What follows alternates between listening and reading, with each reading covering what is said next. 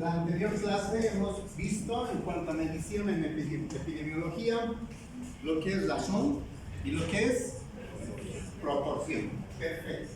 Ahora vamos a ver un indicador importante en el que basamos gran parte de nuestros estudios para poder determinar básicamente riesgos.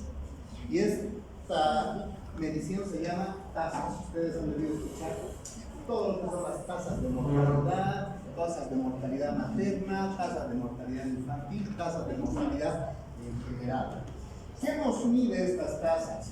Nos van a medir básicamente el riesgo de enfermar, de morir o de sufrir algún daño. Y estos indicadores van a ser muy importantes porque en base a eso nosotros vamos a determinar qué acciones vamos a poder realizar. Estas tasas expresan,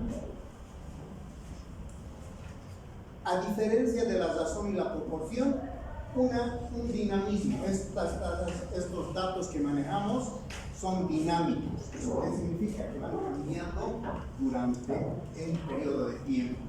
¿Sí? Vamos a hacer estudios con datos que se van a ir presentando en un periodo de tiempo y en una determinada población. Lo que hacíamos con las proporciones, por ejemplo, y la razón, eran datos que nos daban de algunos, en este caso hablemos de datos del censo, que pueden darnos poblaciones, pero poblaciones estáticas. O decirnos número de personas que sufren algo, pero en una población estática. En cambio, las tasas son más dinámicas, nos van a decir cuántas personas son las que están siendo afectadas en un determinado tiempo y en un determinado lugar. Van a ser mucho más precisas que las proporciones. ¿Ya? Lo que nos va, por eso dice que la tasa es una proporción que mide el riesgo, pero que esta es dinámica, el suceso en una población a lo largo del tiempo. Entonces, en un lugar y en el tiempo que se va a presentar. Esa va a ser la diferencia. ¿Por qué no? Algunos dicen, la tasa de mortalidad es una proporción. Sí es una proporción, pero cuando hablamos de tasa estamos viendo cuánto es la incidencia y cuánto es la prevalencia, ¿no? Entonces vamos a ir viendo nuevos casos que se van presentando en un determinado tiempo y en una determinada población. Estas tasas van a tener una fórmula como en el que hemos visto, ¿no? Vamos a ir dividiendo el número de sucesos que se presenten en base a una población, pero esta población va a estar determinada por un periodo de tiempo. Por ejemplo, acá dice, esta es la fórmula, y donde X es el número de personas, ¿sí?, que presentan el evento del interés. Si yo quiero estudiar tasa de mortalidad, seguro que me van a decir cuántas mujeres han muerto, ¿no? Y N es el número de personas expuestas al riesgo de un evento. Entonces yo voy a poder establecer número de personas que han sido expuestas al riesgo. Pueden ser por la cantidad de mujeres que han dado a luz, que han tenido el parto, pero realmente no se habla de eso, sino hablamos de niños nacidos vivos. Los niños nacidos vivos nos van a dar por lo menos la cantidad de partos y de mujeres que han estado expuestas. Entonces puedo hablar tasa de mortalidad y se nacen nacidos vivos. Y la K es un valor asignado. La K es, hemos dicho, para poder quitar los decimales y poder hablar en poblaciones ya mucho más grandes. Hablar de 10 personas, de 100, de 1000, 100,000, 1,000,000, dependiendo de la población que nosotros vayamos a estudiar. Entonces, este va a ser un valor convencional que vamos a utilizarlo de acuerdo al criterio de la población que queremos. ¿Está bien? Esa es la fórmula general de tasa. Ahora hay otros aspectos que para que ustedes conozcan, por ejemplo, van a ver las tasas crudas y las tasas específicas. Cuando hablamos de tasas crudas vamos a hablar de tasas generales de muchas cosas, ya lo que estemos estudiando. Por ejemplo, tasas crudas, brutas o globales de algún evento que se produce en toda la población. Tasa de mortalidad general, cuántos mueren, sin especificar de qué, ¿no? Tasas de nacimientos, tasas de enfermedades, todo. Englobamos todo un fenómeno, sin especificar. En cambio, cuando hablamos de tasas específicas, sí vamos a hacer mención a poblaciones mucho más específicas. Tasa de mortalidad infantil, ¿no? Tasa de mortalidad, podemos poner de niños menores de 1 año, ya es mucho más específico, ¿cierto? Entonces ya vamos a ir viendo a la especificidad. Podemos dividir nuestras tasas de esa manera. Estas tasas brutas nos van a decir cuántos nacen, por ejemplo, ¿no? Cuántos nacen o cuántos mueren. Cómo ha sido la mortalidad global. Y podemos ir viendo que en el año 2020, por ejemplo, la tasa bruta de mortalidad ha ido bajando de 6.7 a 5.7 y podemos hacer una comparación año por año, que estamos viendo en determinado tiempo, que son años, y una determinada población, y vamos a hacer la relación de las muertes en relación a la población, y vamos a ir viendo, estamos bajando, estamos subiendo.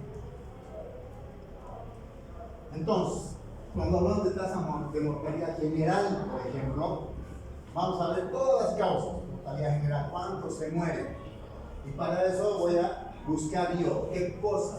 Número de muertes en un periodo. ¿Cuántos han muerto en el periodo 2023? Voy a buscar todas las muertes, ¿no? Todos los certificados de defunción, sin especificar y buscar la causa o a quiénes. Sobre el número de población en el mismo periodo. ¿Sobre quién? Estoy haciendo tasa de mortalidad, digamos, de Cochabamba. Todos los que han muerto en Cochabamba. ¿Y cuál va a ser mi población de estudio? Toda la población de Cochabamba, ¿no? Pues me va a dar un número, yo voy a multiplicar ya por un número convencional, en este caso 1000, voy a decir, la tasa de mortalidad será 6 por cada 1000 personas, ¿no? Entonces son esos los que nos van a permitir conocer y ver. Después existen problemas en los que vamos a poder encontrarnos para ver los datos de mortalidad, por ejemplo. Certificados de defunción.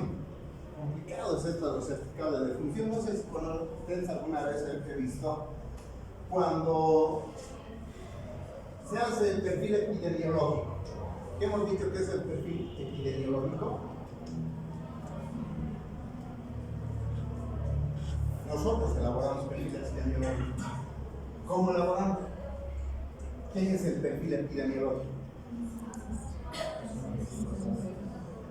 ¿Qué? ¿Incidencia? Incidencia de enfermedad que tiene cada población. A ver, ¿cómo es la incidencia que tiene cada población?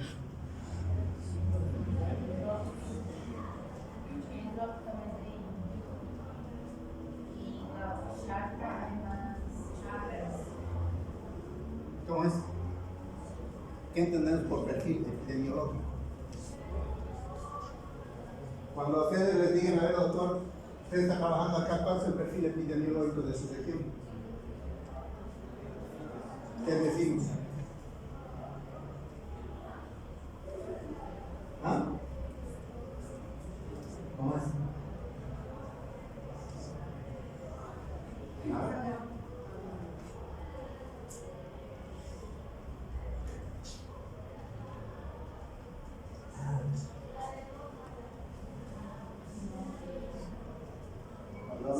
Y eso yo les he hablado del perfil epidemiológico, son todas las, por lo menos 10 primeras causas de enfermedad y muerte de los pacientes. ¿Sí? Digo, el perfil epidemiológico. Ya. En primer lugar, diarreas. Segundo, iras. Tercero, desnutrición. Cuarto, parasitosis. Todo eso. Entonces yo tengo que saber cuál es el perfil epidemiológico, por qué más se enferma y por qué más se muere la gente de la región en la que estoy trabajando. Perfil epidemiológico de Bolivia. Veremos cuántas muertes, ¿no? Pues vamos a ver. En una parte global, ¿no? Entonces ahí voy a decir. Y en esto hay un problema. Dice certificados de defunción. ¿Por qué se dan un problema los certificados de defunción?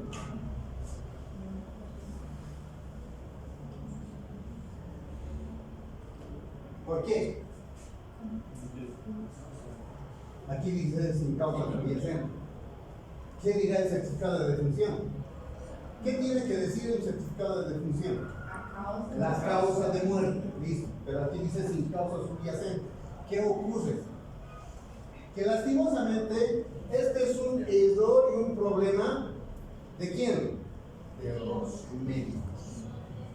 ¿Sí? Y tenemos que asumirlo como tal. No sé si por flojera o por desconocimiento. Por flojera, porque no nos da la gana de investigar por qué se ha muerto una persona. Porque nos traen y nos dicen, doctor, hay un, no sé, levantamiento de cadáver o algo de algún lado, les llevan. Está muerto, ahora ¿qué le ha pasado, no? No sé, estaba ahí, entonces necesito certificado. Causa de defunción, paro cardiorrespiratorio. Gran diagnóstico, gran causa de defunción. ¿Qué es causa de defunción? Paro cardiorrespiratorio. Todos se mueren por paro cardiorrespiratorio. Pero esa no es la causa de defunción, es paro. ¿Listo? Así que nosotros, como gran cosa, ponemos paro. Por eso es que tenemos problemas. Sin causa aparente de muerte. Y eso o nos da la flojera, no nos da la gana de llenar o de investigar algo, ¿no? O porque queríamos lavarnos la mano de algo que no sabíamos o que no conocíamos, o que sabíamos o íbamos a dañar a otra persona, ¿no?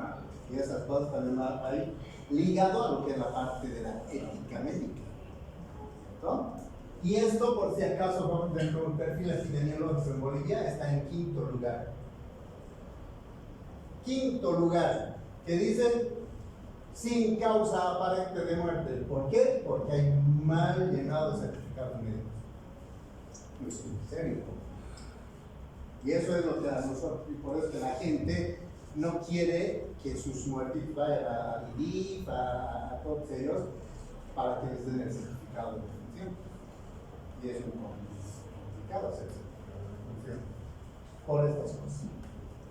Calidad de los datos en la certificación de defunción varía un montón. Unos dan un dato, después hay otros, y ahí vienen los problemas legales, ¿no? Bueno, pero son cosas que nos pueden llevar a un error de calcular la tasa. Esta tasa nos va a expresar también un pronóstico para ver cómo podría ser hacerlo, ¿no? Vamos a hablar medidas de letalidad. ¿Qué diferencia existe de una tasa de mortalidad con tasa de letalidad? ¿Qué es mortalidad y qué es letalidad? ¿Ya? Y letal. ¿Qué podría? Y si no le da, no es. Tasa de mortalidad, tasa de letalidad.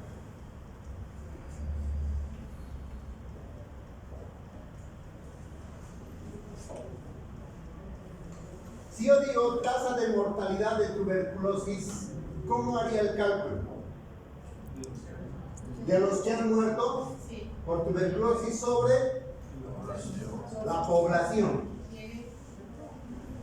Sobre la población. Esa sería una tasa específica, porque estoy hablando de pura población.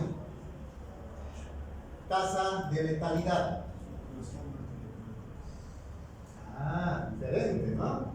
Diferente. ¿Cuál es el riesgo de las personas que mueren a causa de la enfermedad? Eso es la letalidad. Vamos a calcular. Tasa de mortalidad mortalidad de una población, pacientes con tuberculosis, sobre todo una población en riesgo. Tasa de letalidad. ¿Cuántas personas mueren sobre el número de personas enfermas con tuberculosis? Bien, eso es la letalidad. Voy a ver cuánta gente puede morir a causa de esta enfermedad. ¿Está bien? Entonces esa es la gran diferencia que ustedes tienen que saber. Y les van a preguntar siempre cuál es la tasa de mortalidad, cuánto se muere, ¿no?